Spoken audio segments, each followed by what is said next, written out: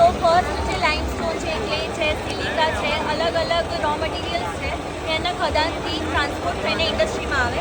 ઇન્ડસ્ટ્રીની અંદર size reduction process પહેલાં થાય. સાઇઝ રિડક્શન માટે આપણે ફર્સ્ટ જોબ પુશર યુઝ કરીએ જેની અંદર 100 to 200 સુધી સાઇઝ રિડ્યુસ થાય. પછી જશે હેમર મિલમાં. હેમર મિલની અંદર 25 to 70 સુધી સાઇઝ રિડ્યુસ થશે. અને હજી બી આની અંદર સોલિડ પાર્ટિકલ રહેશે ને તો એ ફાઇનલ સ્ટેપમાં આપણે એનું ફરીથી સાઇઝ રિડ્યુસ કરશું.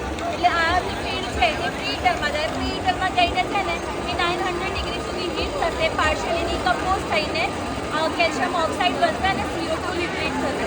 પછી જે કેલ્શિયમ ઓક્સાઇડ બન્યું એ આપણે રોટરી કેલમાં નાખીશું. રોટરી કેલમાં 1400 ડિગ્રી સુધી એનું ટેમ્પરેચર રાખવામાં આવશે અને એ ક્લિંકર ફોર્મ કરશે. ક્લિંકરની અંદર છે ને એલ્યુમિનેટ, ડિલાઇટ, ફેરેનેટ એ બધું બને અને એ પછી કૂલ કરવામાં આવે. કૂલ કરવા માટે આપણે કન્વેયર બેલ્ટ જેવું ગ્રેટ કૂલર યુઝ કરીએ.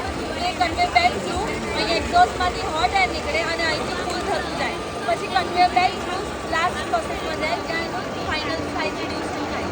આની અંદર છે ને આપણે મેટલના વોલ્સ હોય જે છે ને આપણા પાર્ટિકલ સાઇઝ જોડે અથડાય, કોલોઇડ થાય અને પાવડર ફોર્મ કરે. પાવડર ફોર્મ થાય તો એની સાથે સાથે એની અંદર એડેસિવ અને બીજા જીપ્સમ છે, પછી સ્લેગ છે, પોઝોલન છે, એ બધું મિક્સ કરી જે ટાઈપનું સિમેન્ટ એ ટાઈપનું એડેસિવ મિક્સ કરીને આપણે એને સ્ટોરેજમાં મૂકીએ. સ્ટોરેજમાં મૂક્યા પછી QC લેબમાં ટેસ્ટ થાય. ટેસ્ટ થઈને અપ્રૂવ થાય પછી પેકેજિંગ કરીએ. પેકેજિંગ પછી માર્કેટમાં સોલ્ડ થાય.